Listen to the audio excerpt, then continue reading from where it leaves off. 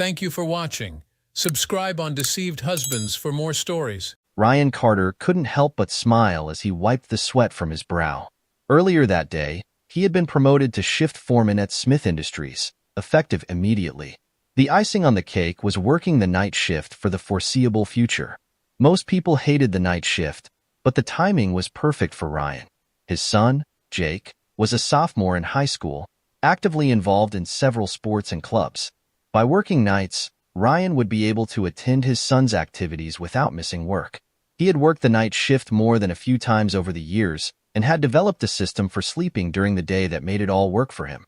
That's why he was crawling across roof trusses in his attic on a warm September afternoon. He had been given Monday and Thursday off with pay after being informed of the promotion. It was an opportunity to rest and prepare for his new position starting on Friday night.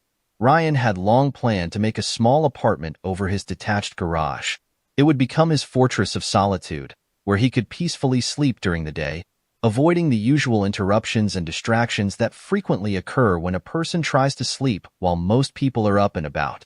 Ryan was running a cable, so he would have internet in his apartment. The Wi-Fi signal in the house simply did not reach the apartment. He decided to place an extender at the end of his house attic, nearest his garage, in the hope it would give a strong signal inside his apartment. As he worked at uncoiling the wire the length of the attic, Ryan heard faint sounds coming from inside his house. It was early afternoon, so his wife, Emma, would be at work. Jake, their son, was visiting Emma's parents for a few days, so the house should have been empty. Ryan crawled over the trusses toward the area from which the noises were coming. After moving closer, Ryan was able to determine the origin of the soundset was his bedroom. The conversation grew much more distinct as Ryan settled over an unused air conditioning vent in his bedroom ceiling. Emma had insisted the old vent was blowing cold air on her at night, thus causing her frequent neck aches. He had installed a new vent as far from Emma's side of the bed as possible, but never bothered to take the old one out. That would have required repairing the hole in the ceiling created by pulling the vent. Ryan simply left it in the ceiling, but not attached to any ductwork. He gently lifted the fiberglass insulation which was resting on the floor of the attic and slowly uncovered the vent. His gut twisted when he saw his wife of 14 years moving under a thin man with an exceptionally pale body. As painful as the sight was, Ryan couldn't look away. He couldn't stop watching the wreckage that had once been his marriage. The couple had been ranting for a few minutes when Ryan's brain finally kicked into gear. He set his phone to video and carefully placed it on the vent in such a way the camera had an unimpeded view of his marital bed. "I love how tight you are," groaned the guy between Emma's legs. "Does your husband ever tap this prime steak? Or is he all show and no go?" "I've asked you not to mention Ryan," protested Emma somewhat weakly. "In Ryan's opinion, this isn't about him. He's a good lover and a great father. I'm sure he is. I'm getting ready to unload right here in his bed, yet you insist you're happy with how he treats you. What's wrong with this picture?" "I don't know why I let you talk me into doing this here," replied Emma.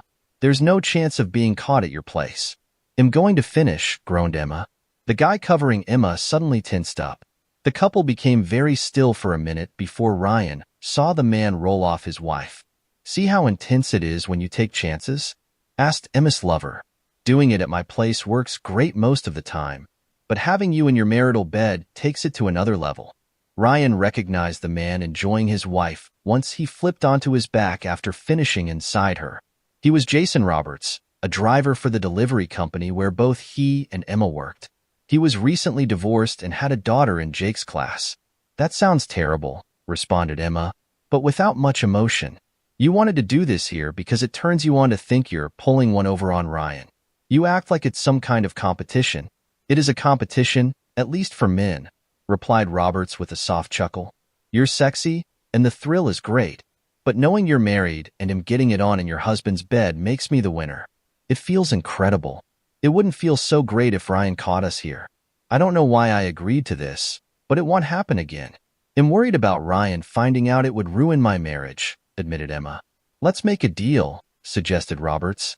"As long as you hold out on your husband, I won't insist we do it in his bed. Once he gets between your legs again, we'll have to return so I can reclaim my place as the top dog. I'm not going to refuse Ryan. He's my husband. I can't just shut him out and expect him to be okay with it, reasoned Emma. He's a man and wants it regularly. You do what you have to do, but keep in mind it'll be inside you in this very bed as soon as possible. If he gets to you, maybe that excites you as much as it does me, replied Roberts. Ryan parked his truck inside his detached garage. It was hidden from view. Thus, Emma had no idea he was home, and certainly had no idea he was listening to her conversation. His face was covered in sweat. It dripped steadily from his body to the insulation covering the floor of the attic. He forced himself to remain still as he listened to the couple get dressed and leave. As he made his way to the ladder, Ryan considered what he had just learned. A sleazy creep was having his way with his wife. She was even planning to hold out on him as much as possible to placate and please her lover.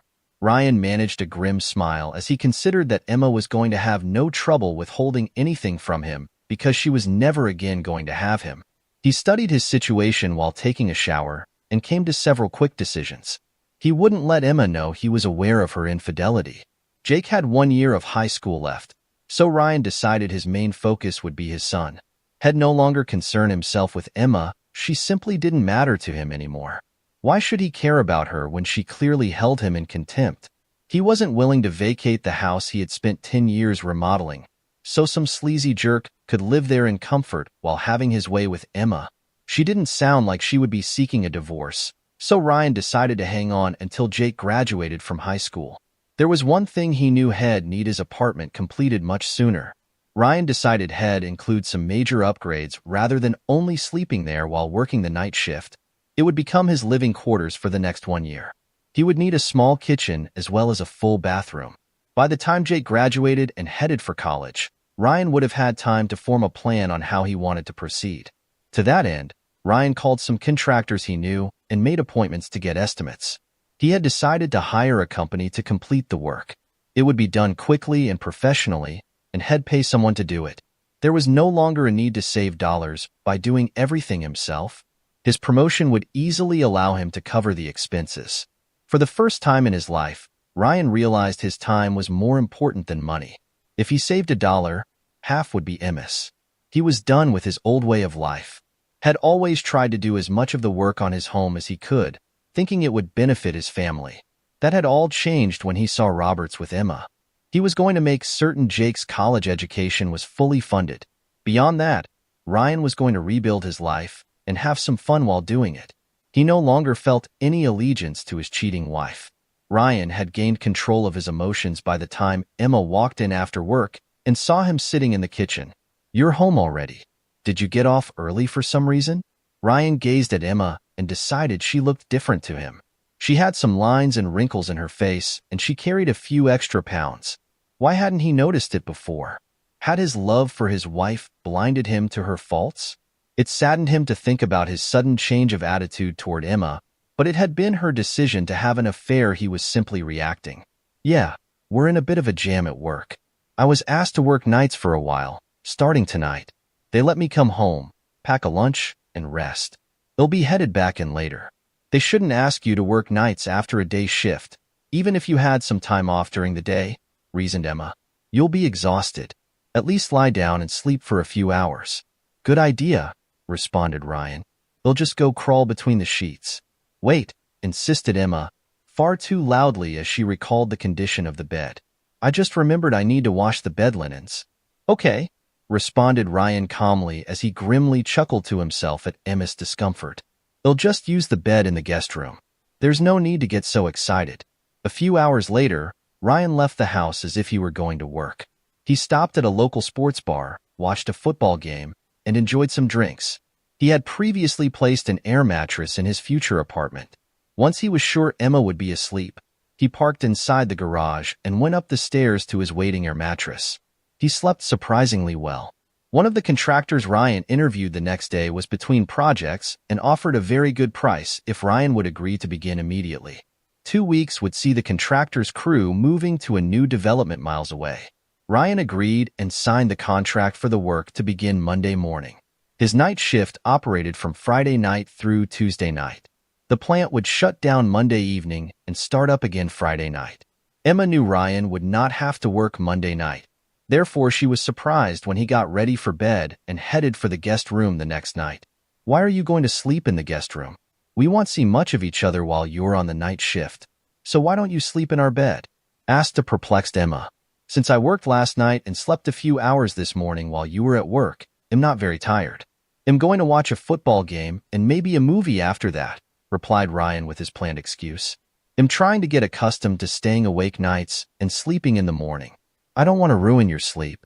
Unless you're thinking we should get it on? Suggested Ryan as he wiggled his eyebrows suggestively. Emma's reaction was just as Ryan had expected. If he hadn't heard her conversation with her lover, he would have missed her brief deer-in-the-headlights look before she gave a weak smile. I'm pretty tired tonight. Maybe we could just cuddle a little and go to sleep, responded Emma. Besides, Jake's home tonight. He might hear us. Cuddling won't cut it for me, replied Ryan. Once I get you in my arms and feel those curves of yours, I'll want to have my way with you. If you're ruling out anything else, I'll just eliminate temptation and sleep in the guest room. You never worried about Jake hearing us before, so that's just an excuse to avoid intimacy. You really don't need to make up stories. I'm not the kind of guy to push himself on a woman. I know that, Ryan. It was pretty weak, and I'm sorry. I'm just tired and don't feel romantic. I hope you understand. I understand better than you realize. Let me know when you're in the mood. If I'm in the mood at the same time, we might get together. Good night, retorted Ryan as he turned and headed toward the guest room, leaving Emma with a confused expression on her face. Ryan played catch with Jake for an hour on Saturday and then did yard work. When bedtime rolled around, he strolled down the hall to the guest bedroom. Emma watched his back and wondered why he was behaving so oddly. Ryan went into work early Sunday night to prepare for his role as shift foreman. By the time the production workers began appearing, he felt very good about his work situation. He hadn't bothered telling Emma he had been promoted to foreman. She had secrets she kept from him, so he no longer had qualms about keeping things from her.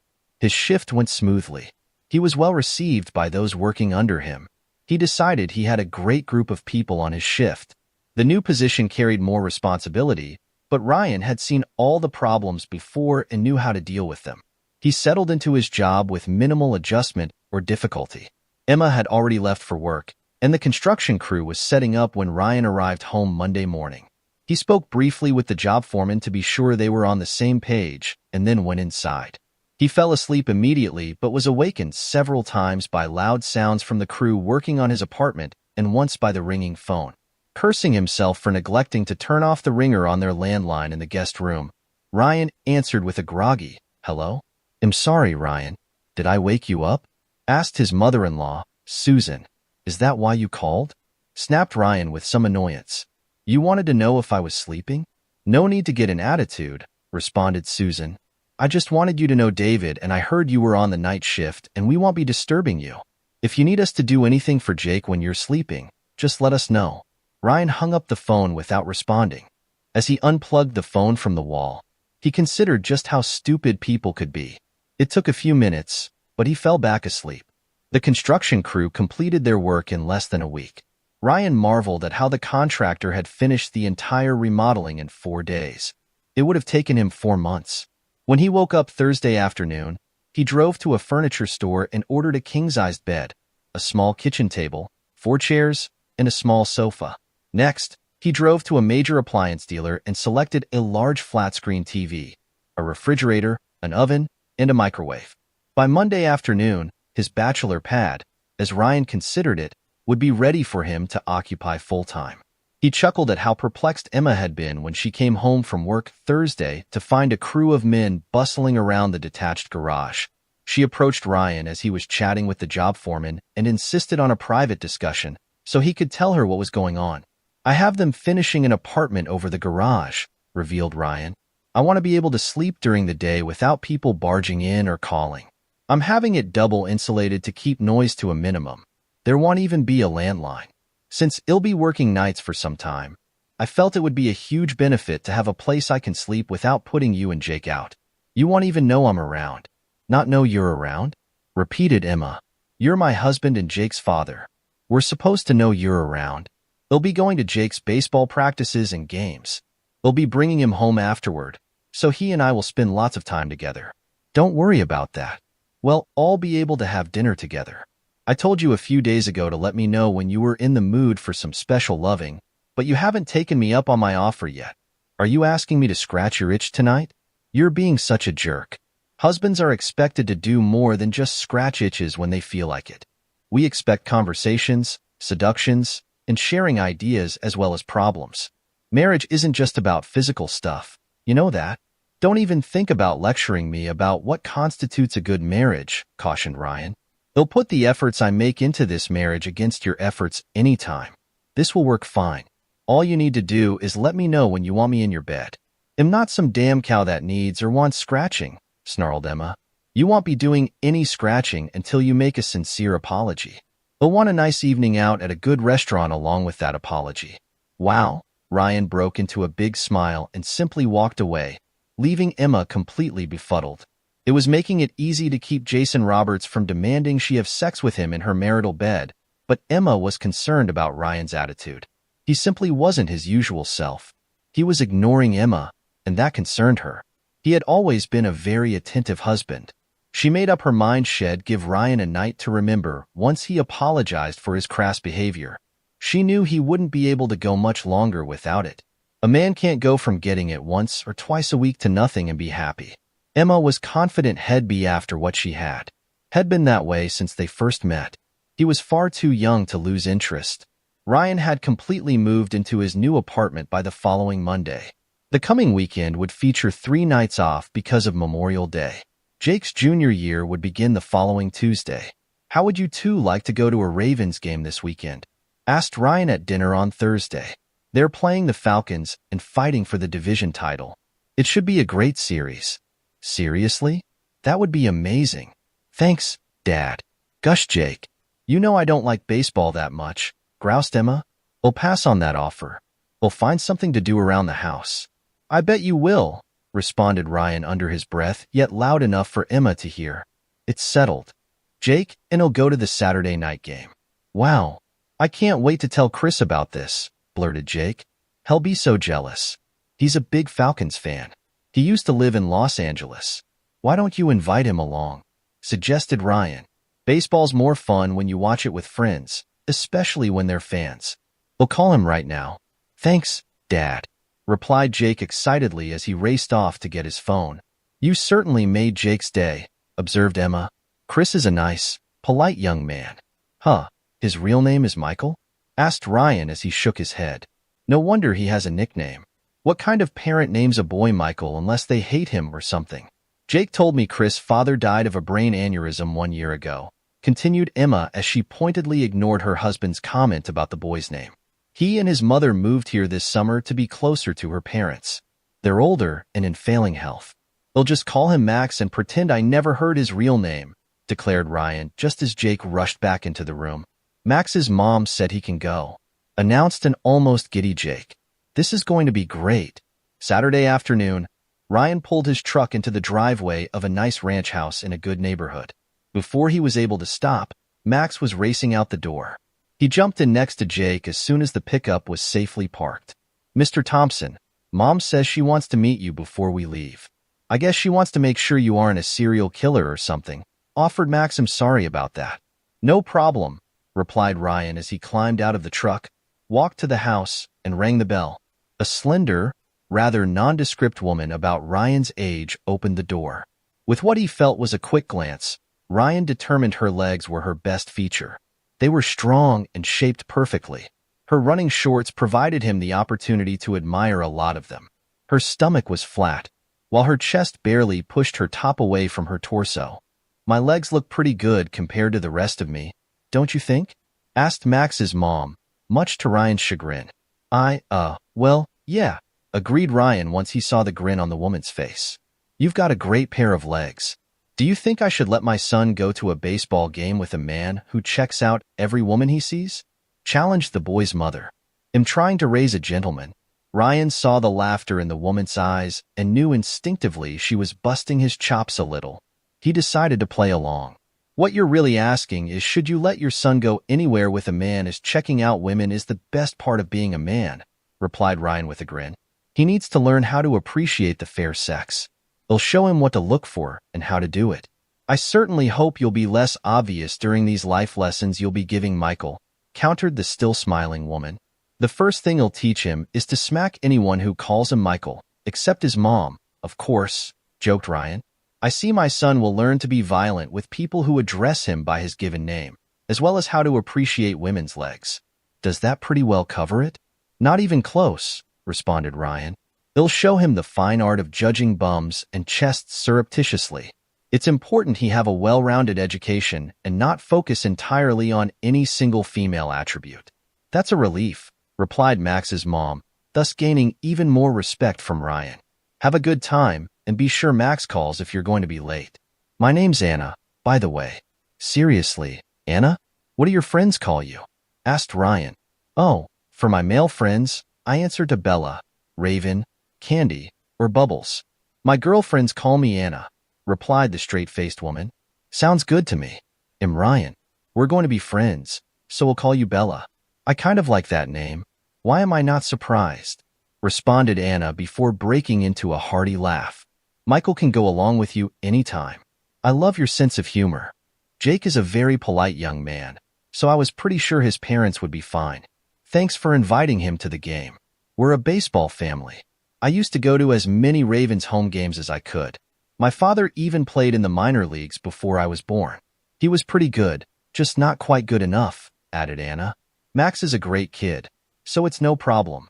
They'll keep an eye on him and make sure he gets back home in one piece, Bella. Have a nice day. Is that going to stick? I was making a joke, protested Anna. You'll always be a Bella to me, was the quick reply as Ryan turned and headed back to the truck.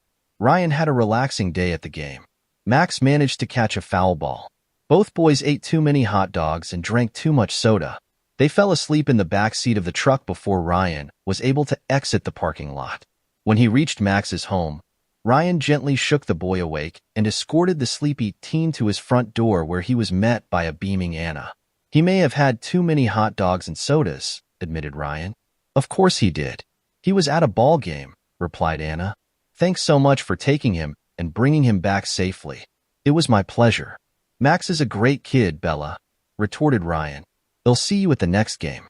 Ryan settled into a routine which worked well for him. He would get home, have a small breakfast, and then sleep from 8:00 to 2:00. With the extra soundproofing and blackout curtains on his windows, he usually slept soundly. Emma complained occasionally about him always sleeping in his man cave even on weekends. She left the subject alone as soon as Ryan asked if she needed his services.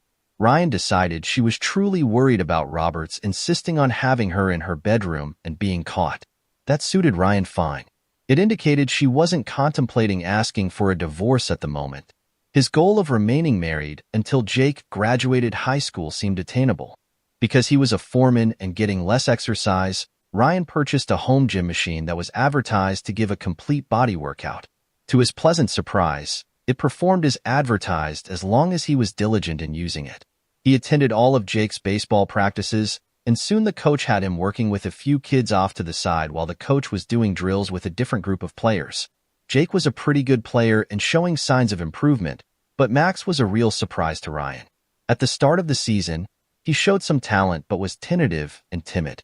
Ryan worked with him as much as he could. They even spent a few hours on weekends practicing at the local park. Ryan decided since he wasn't having sex, he might as well take the edge off by playing baseball with the boys. As Max's confidence grew, his level of play increased dramatically. By the season's halfway point, Max was batting cleanup and playing shortstop at a high level. Jake was the starting center fielder and batting third. Ryan was tremendously proud of both boys' accomplishments. One thing Ryan could not help but notice was the attention some of the kids' mothers had begun paying to him. For some reason, his jokes actually made them laugh. His efforts with the kids were constantly praised. A few mothers would bake something for the team, but they always made sure he received a piece of whatever it was. Jake's friendship with Max, as well as the time Ryan spent with the boys, naturally caused Anna and Ryan to spend time together. Ryan thought of her as a smart friend with a great sense of humor. He decided to ask Anna if she had noticed the increased interest the mothers were showing him. I may be way off base here, Bella, but I have to ask you a bit of a personal question, began Ryan. Almost A.B. Cup, was Anna's quick response. What? I don't get it, admitted Ryan. When men preface a question to a lady by saying it's personal, aren't they usually going to ask her about her bra size? Well, yeah, that's usually true, agreed Ryan with a chuckle. In this case, I was going to ask if you've noticed some of the mothers have been treating me differently the last couple of weeks. Do you think they seem a little friendlier lately? Well, aren't you Mr. Observant? Retorted Anna.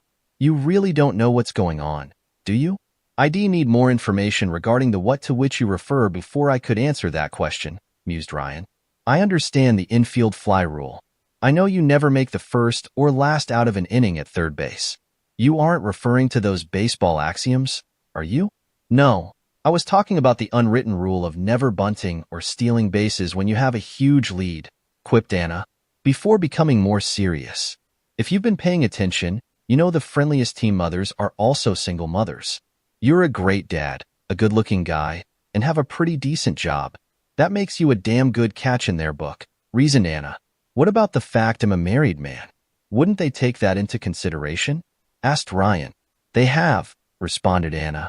That's why they haven't actually attempted to seduce you. No one's tried that yet. Have they? No one seducing me has ever been a problem, replied Ryan.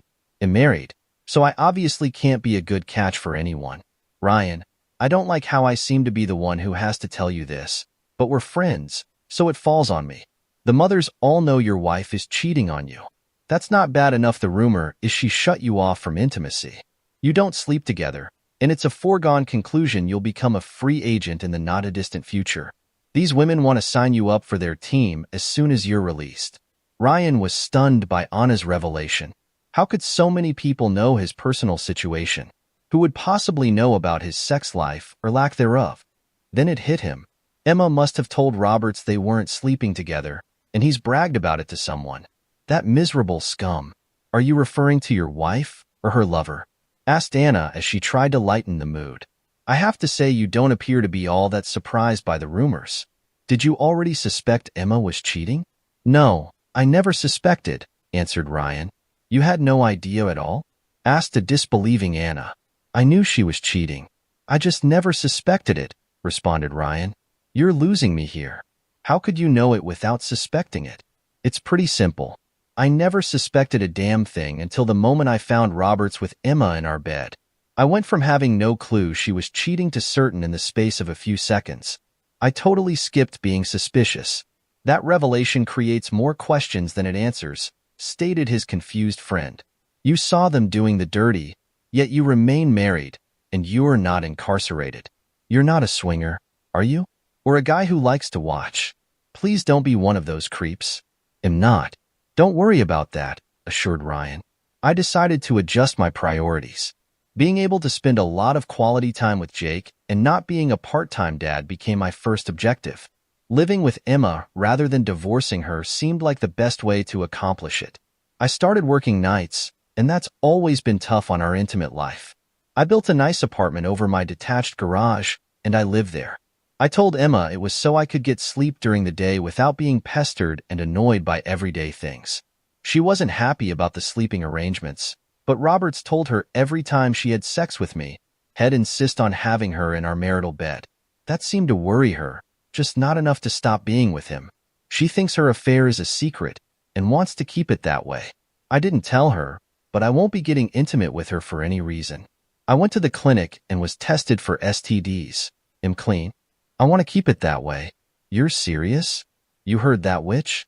How can she treat a guy like you so badly? What a jerk that guy is, fumed Anna. All the single moms think you'd be a great catch. I think you may have an inflated opinion of my desirability. I've never been the matinee idol type. I do have a good job, so that might make me look better to some of the more desperate women, offered Ryan. Are you kidding? Look how handsome you are. You have a wonderful smile, pointed out Anna. You're strong, kind, smart, and great with kids. If I weren't so plain-looking and flat-chested, I'd have already tossed my hat into the ring, along with my full cup bra. I think I'd better shut the hell up, said Ryan with a chuckle. Thanks for being a good enough friend to tell me what people are saying and thinking. I didn't realize everyone knew I'm a cuck. It's pretty embarrassing. I can't keep my own wife happy. I'm a world-class chump. You're a good man who wants to be a good father to his son. You're strong enough to endure this, so you can have a great relationship with Jake. Michael thinks you're pretty cool too. Who? Asked Ryan. You must be feeling better if you can tease me about Michael's name, observed Anna with a smile. You're a great friend. You've kept me from getting my head stuck too far up my butt. I just hope Jake doesn't find out. That horse has either left the barn or is getting damn close, revealed Anna. Michael says Jake knows things aren't right at home. You pretty much avoid his mother. He's bound to hear something when so many people know about it. You know what worries me? Added Anna. Michael is sweet on Haley Roberts. How awkward is that for him and for me? She's a nice girl. She's got no idea what a miserable prick her father is. I'm just glad Jake isn't the one sniffing around Haley, stated Ryan. What a mess that would be. I should be happy for small favors. Michael tells me Jake is pretty interested in Madison Parker, but that shouldn't surprise you very much. She comes to every game and cheers for every move he makes, stated a smiling Anna. Yes, I've noticed her hanging around. She seems like a nice girl. I knew her dad and uncles in school, recalled Ryan. They're a good family. 2 nights later, Jake's team was playing in the first round of the district championships. Ryan realized as game time drew closer, he was probably more nervous than Jake. It didn't help that the usual 3 single mothers were determined to get his attention. Olivia Taylor was wearing a top that exposed a good portion of her ample chest. She kept finding reasons to lean over in front of Ryan to pick something up or look for something. Ryan had to admit her cleavage was spectacular. Isabel Clark kept her chest covered, but with a very tight and form-fitting sweater. Her small waist and flat stomach served to accentuate the allure of her full, firm chest. She constantly asked Ryan questions about the team and the players. Hannah Morgan was less subtle. For some reason, she had to stand close enough to Ryan to keep her impressive chest pressed against his arm or side. Anna gave him a knowing smirk as she handed him a soda and hot dog before returning to her seat on the first base side of the diamond. Ryan noticed all 3 ladies found some reason to leave his general vicinity all at the same time. He thought it was odd until he heard a familiar voice behind him. I thought I'd join my husband this afternoon to watch my son play. I didn't realize I'd have to wade through so many admirers to reach him, observed Emma more loudly than necessary. What's going on? The game hasn't started yet, but Jake looked pretty good in batting practice, replied Ryan in an effort to deflect the question. Nice try, snapped Emma. Why were those women hanging around you like flies on a turd? It's a good thing you aren't allergic to silicone. If you're asking me to explain the workings of the female mind, you're out of luck. I have no idea, admitted Ryan. I'm even surprised you're here. My son is playing in an important game. I'm here to support him. Obviously, other mothers are here. Apparently, some of them are not here just for their kids. You've been too busy to come to the games, observed Ryan. How did you get away from your obligations today? Emma glanced at her husband when he mentioned her obligations. She briefly wondered if he was implying something. As quickly as the thought entered her mind, she dismissed it. If he had any suspicions, he would have been much angrier and far more confrontational. One thing she knew about Ryan was he would never accept her cheating. If he knew, he'd let her know about it in a very obvious way. I made time. This game is important for Jake, which makes it important for me. I've hardly seen you since you went on the night shift, so I thought it would be nice to spend some time together cheering for Jake, reasoned Emma. As Emma and Ryan sat down in the bleachers, she noticed she was being watched by several of the other mothers, and they didn't appear to be all that friendly. Emma wondered about that. What could she have possibly done to annoy the other mothers? This was the first game she had attended. She had no other form of interaction with any of them, so she could think of no reason for them to dislike her.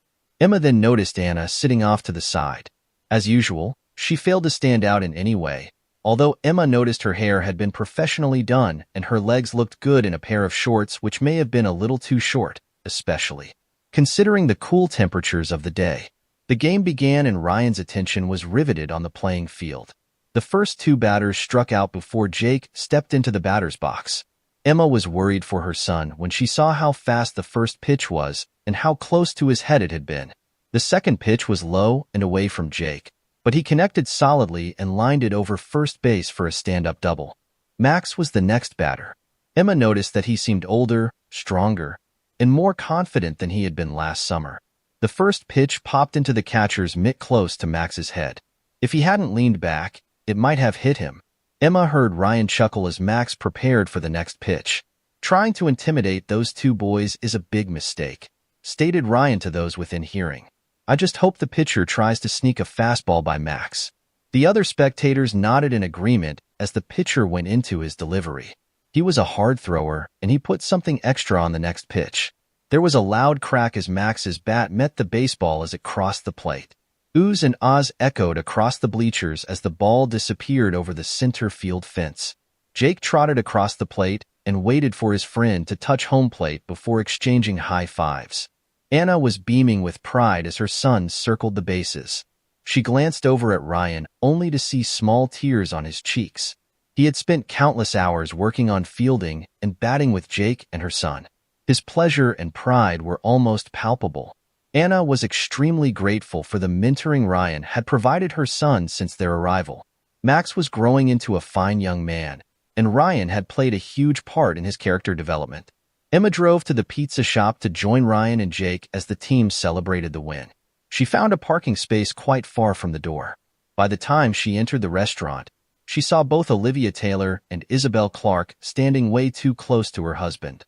Their big chests were in frequent contact with his arms, back, and chest as he helped sort out the drinks for the boys.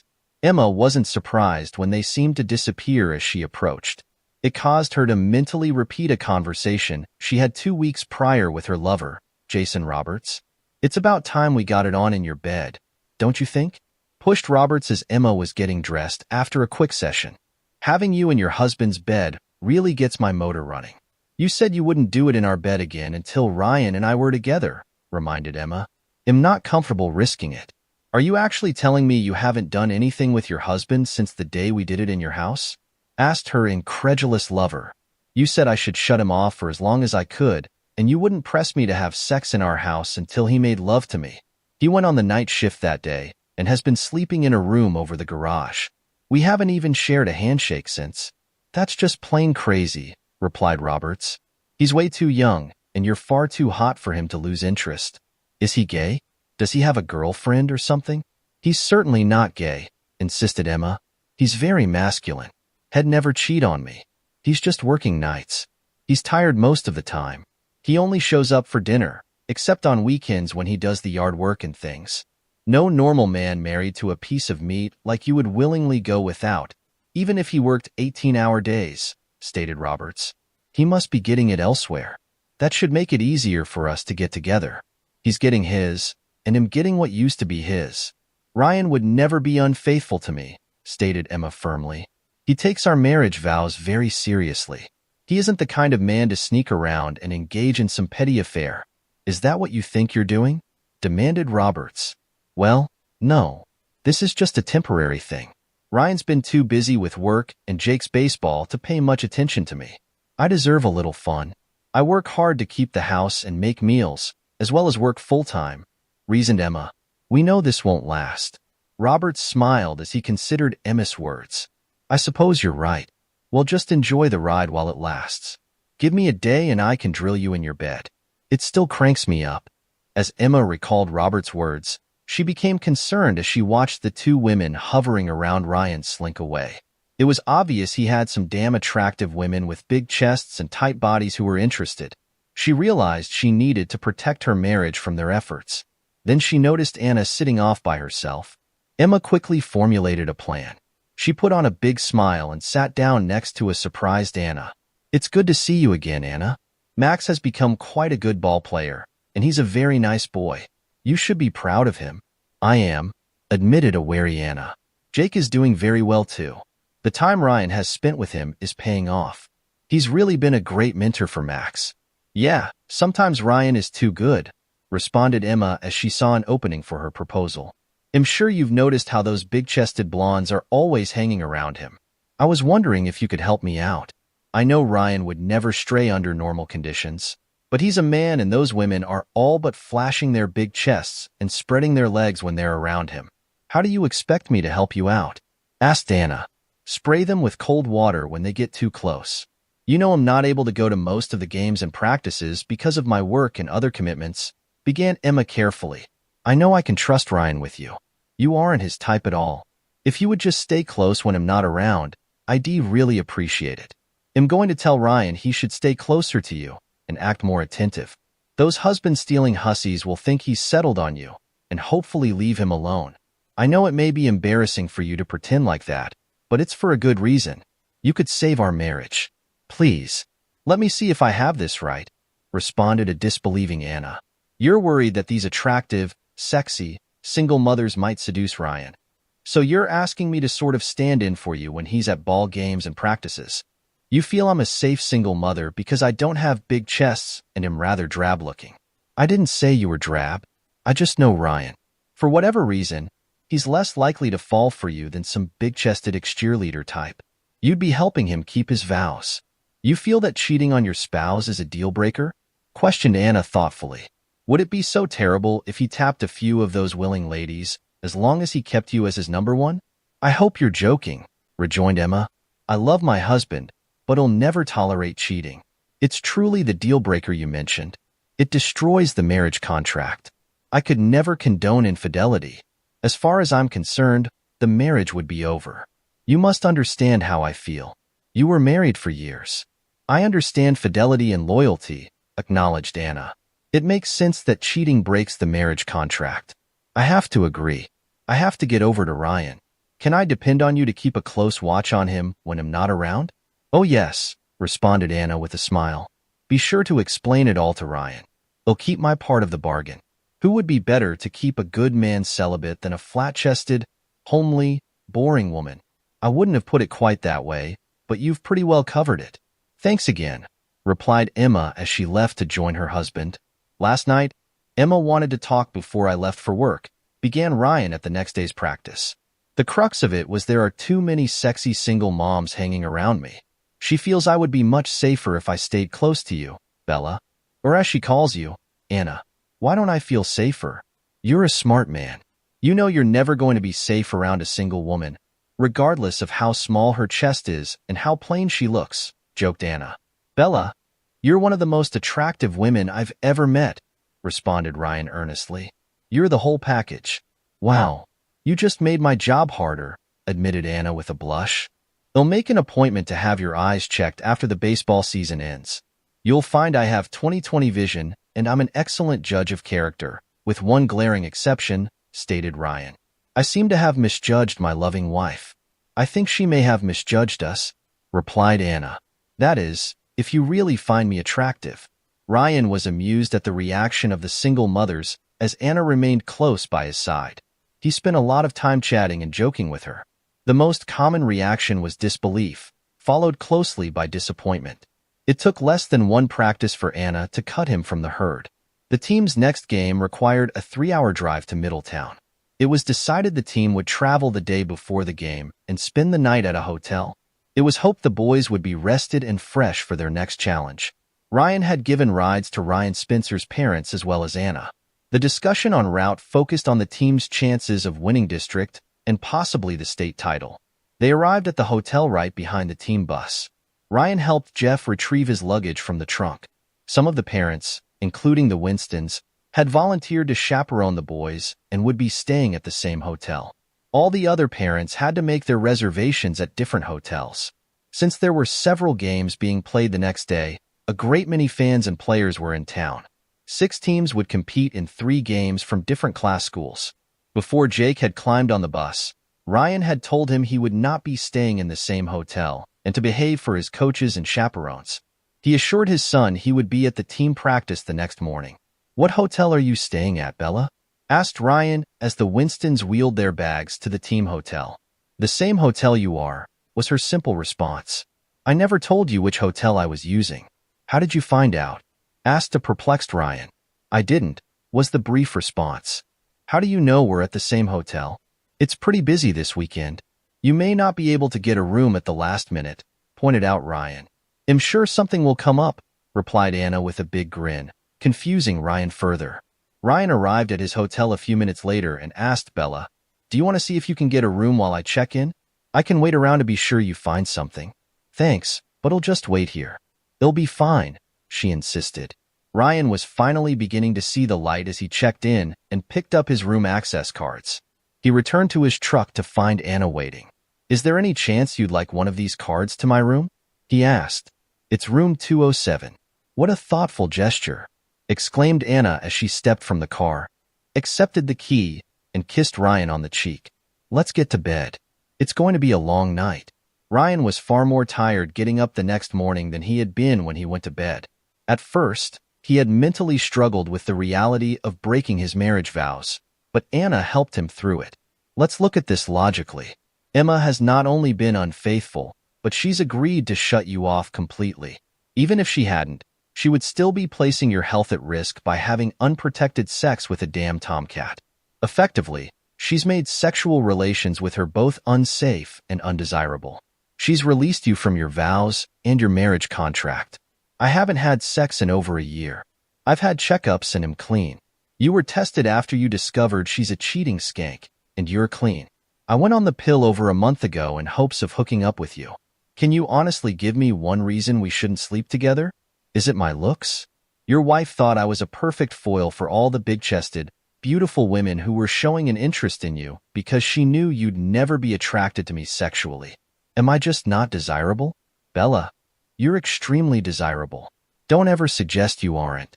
I've never cheated on Emma, and it's taking some adjustment to my thinking, but you've made a great case for us getting together." "I'm ready," declared Ryan with a grin. "There's something else you need to know first," replied Anna. "Both my parents are in hospice and aren't expected to live much longer. My brother's been sending game films of Max to a friend of his. The friend is the baseball coach at the best prep school in the Los Angeles area. If Max gets a baseball scholarship for next year, we'll probably move back. I like you a lot, but we're not looking at a lasting relationship. It can't last. Look at us. You're a good-looking, married man with a cheating wife. I'm a plain Jane with a son who has a chance to get an athletic scholarship to a good university. I have to do what's best for Max," she concluded. "That's great to hear about Max," stated Ryan proudly. "He's a good kid and a very talented ball player. I'm glad he'll have a chance to hone his skills against strong competition and gain a good education at the same time. You're the biggest reason he's being looked at by better schools. I know how much time and work you put in with him. It's ironic that you being such a good mentor to my son actually gave us the opportunity to move back to Los Angeles and away from you. I don't think he'll be very good at a one-night stand sort of thing," worried Ryan. "It might be better to forego sex entirely than to have one night of sex and go back to being a monk." "You silly man. I said we'd probably move back to Los Angeles for the coming school year. That's over 6 months away. A guy could get laid a lot in 6 months, unless he's too old for a steady diet of hot sex with a very needy woman. That's something we'll just have to find out. Will you live up to your nickname, Bella?" joked Ryan. "I will for you, big boy," promised Anna. "When you want me, just whistle, and I'll teach you how to whistle." "I've always been told my whistling is quite respectable," quipped Ryan. "Then you're not doing it right," retorted Anna. The baseball team went on to win the state championship, and Max was awarded a scholarship to a prestigious California prep school. Both of Anna's parents passed away before Thanksgiving, within a week of each other. Ryan and Jake attended their funerals. Ryan met Anna's brother and liked him immediately. "Ryan, meet my brother, Paul," introduced Anna. "Paul, this is Max's baseball mentor and our good friend, Ryan." "Holy crap, your name is Paul?" blurted Ryan. "Right," agreed Anna's brother. "Only Anna and my folks ever call me Paul. I answer to Logan with everyone else. What do you call my sister?" "I call her Bella, but don't ask why," insisted Ryan. "I don't think I have to ask," replied Logan with a laugh. Ryan spent Thanksgiving with Emma and Jake at her parents' house. For the first time in months, Ryan found himself preparing for bed with Emma. They always stayed over Thanksgiving night, and Ryan couldn't come up with a good excuse to change that tradition. Emma took her time removing her clothes in front of Ryan. He tried to keep his reaction subdued, but his body gradually responded to the visual stimulation. Emma was a very attractive woman with a nicely toned body. "We haven't slept together in a very long time," said Emma. "You must be in need of some loving by now. Make love to me." Ryan felt bad about his next comment even as he replied, "You finally admit you need to be properly scratched. I knew you'd break. They'll be glad to top you off, and put a big smile on your face for the holiday. You miserable pig. You won't be getting anything for years with that attitude, snarled Emma. What's wrong with you? You can just forget I was thinking of allowing you to even touch me. Okay, was Ryan's only reply as he rolled over so his back was to Emma. He didn't second-guess his comment, although it was out of character for him. It did achieve his objective, which was avoiding intimacy with Emma. Ryan did regret, however, that his marriage had deteriorated to its present state. Emma was worried about Ryan's snide comment, making sleep difficult. As she lay next to him, she wondered if he knew about her affair or if he was just being miserable because they hadn't been intimate lately. She decided she would have to discuss it with Roberts. He needed to forget about having her in her marital bed if she slept with Ryan. That statement had caused her to avoid and deny her husband, which could eventually make him suspicious. It could ruin her marriage. Ryan had a routine he followed when he worked the night shift. He went home, ate a small breakfast, and went to bed by 8:00 a.m. Often, he would be awakened around 2:00 p.m. by Anna climbing into his bed. They would enjoy each other's company for about an hour before Anna had to leave to pick up Max from school. Their arrangement suited them both perfectly. Ryan found the time they spent together fulfilling and kept him sane while dealing with his deteriorating marriage. Emma, on the other hand, had grown increasingly paranoid. She noticed Ryan's continued disinterest in her and began to worry that he might be seeing someone else. Her fears were further fueled by her own guilt and Robert's constant suggestions that Ryan must be getting it elsewhere. As time passed, her anxiety began to manifest in small ways, accusing Ryan of staying out late, questioning his every move, and even making unexpected visits to his workplace. Despite her suspicions, Emma couldn't bring herself to confront Ryan directly. Instead, she confided in Roberts, who only seemed to enjoy her distress. He encouraged her paranoia, subtly feeding her fears and reinforcing the idea that Ryan was cheating on her. This tension made Emma even more desperate to hold on to her marriage, despite her ongoing affair. One evening, after a particularly heated argument with Roberts about their relationship, Emma decided to surprise Ryan at his apartment over the garage. She hadn't been there since it was completed, and she thought showing up unexpectedly might help her reconnect with her husband. When she arrived, she found the door slightly ajar. She hesitated for a moment before pushing it open and stepping inside. The apartment was dark, and for a moment, Emma thought Ryan might not be home. But then she heard faint voices coming from the bedroom. Her heart pounded as she moved closer to the door, which was slightly open. Emma's worst fears were confirmed when she peeked inside and saw Ryan lying in bed with Anna. The two were laughing softly, completely unaware of Emma's presence. Her stomach churned as she realized that her husband, whom she had betrayed, was now betraying her in turn. Feeling a mix of anger, betrayal, and guilt, Emma quietly backed out of the apartment and left. She drove aimlessly for hours, her mind racing. She had no idea how to handle this new development.